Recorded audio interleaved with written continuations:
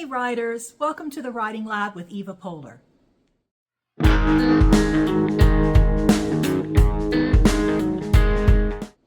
Hi there, I'm Eva Poehler, a USA Today best-selling author of over 45 novels, a writing professor for over 3 decades, and an editor. And today I'd kind of like to go over the pros and cons of traditional publishing versus self-publishing.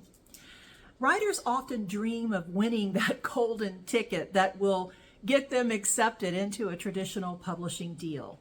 But is it really the best path for everyone? And is it the best path for you? Now, when it comes to traditional publishing, many people like the prestige and validation that comes with it.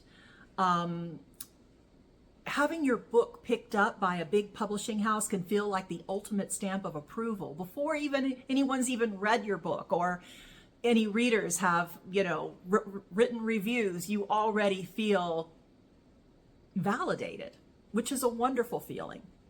And you get a team, you get editors, cover designers, marketers, people who know the industry and can polish your work.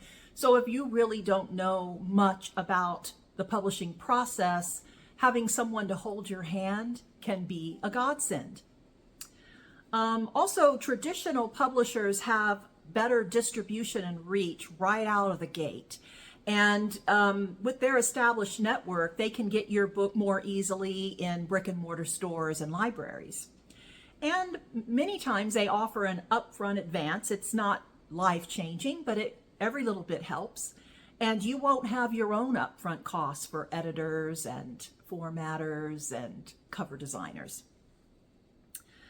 But there are some cons with going the traditional route. You don't get the final say on your cover. Often you are expected to just accept the editorial advice that comes your way. Your entire book might be changed, the ending, or, lots of details that are important to you. Your pricing, your timeline for release, that's all going to be in the hands of the publisher. You also should expect long wait times, a year, 2 years from the time you sign the contract to the time you finally see your book in print. And remember, landing an agent doesn't necessarily mean your agent's going to be able to sell your manuscript. So you might go a couple of years with it being out on submission, only to discover that the publishing houses aren't going to accept your work. And you just lost a couple of years that you could have been getting your book out there on your own as a self-published author. Plus, there's the lower royalties. You only get 10 to 15% on your book sales versus 60 to 70% on royalties elsewhere when you're a self-published writer. Plus, it's hard to break in, and landing that agent, even getting the agent can take years, which can shave off time where you could be building your own author platform and establishing yourself as an independent author.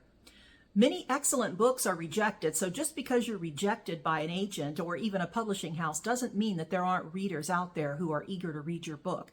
It just means that that agent may not have been looking for something in that particular genre, or may already have things that are too similar to that, or they don't think they can sell it, which is a subjective choice. They don't know that they have the network to sell it to the right house, and lots of other possibilities are there. So do at least consider the self-publishing route. You have your own creative control. You're the boss of your destiny. You decide on your title, your cover, your release schedule, and how many changes you're willing to accept from the editor that you hire.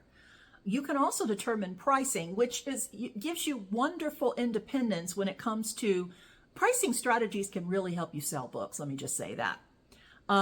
Plus, you decide on how soon you want to release your book to the public. If you want to release in a month, you do. If you want to release in a year, you do. You make that decision, right? Plus, you get, like I said before, higher royalties. Platforms like Amazon, KDP, Kobo, and Apple Books, and Google Play, they pay 70% depending on your pricing strategy versus the 10 or 15% you would make with a publishing house. Because remember, the publishing house gets their cut, your agent gets their cut. When you're a self-published author, you get it all except for the platform selling your book.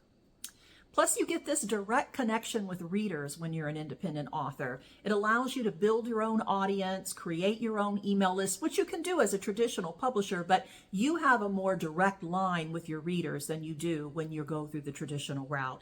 And you can create your own community and be able to really build superfans.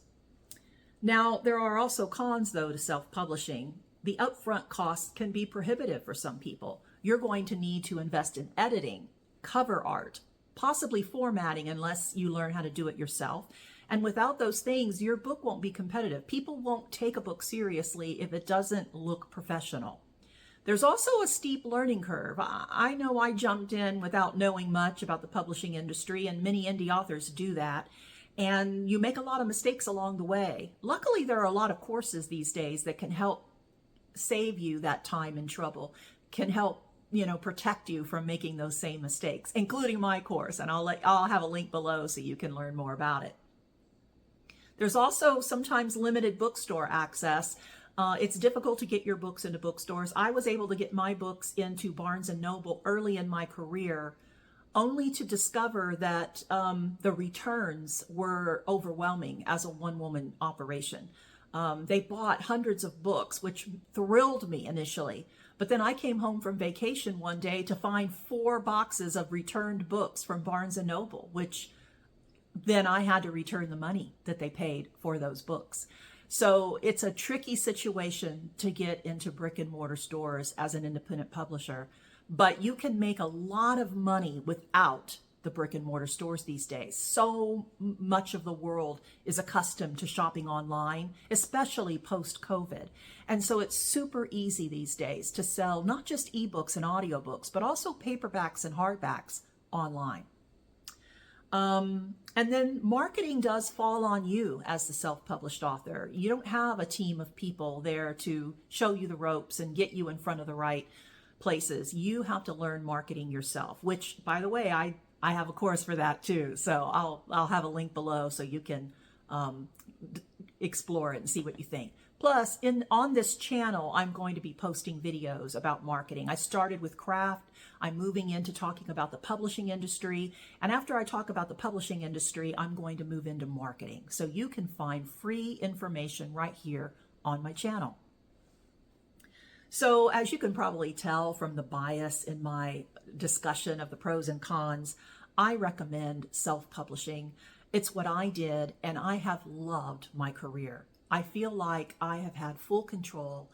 I've been able to create an amazing audience of readers, build a platform that delights me, and I have loved this journey. And so, of course, it does depend on the individual. I am a go-getter. I am willing to learn new things. I learned how to build my website. I learned how to market my books. I learned how to format my books. So the only people I hire are cover artists and editors. Occasionally, I do hire PR firms to help me here and there. But at this point in my career, I do most of it myself. And so if you too are a go-getter, if you too are willing to learn and have the ability to pay some upfront costs on editing and cover design, then you should choose self-publishing, in my opinion. In the end, you end up making more money if you can build your platform properly. So that's it for today. Thanks so much for watching. If you found this helpful, please give it a like and subscribe if you haven't already. And let me know in the comments which publishing path you're leaning toward. Are you interested more in traditional publishing or self-publishing? Thanks so much and happy writing. Bye.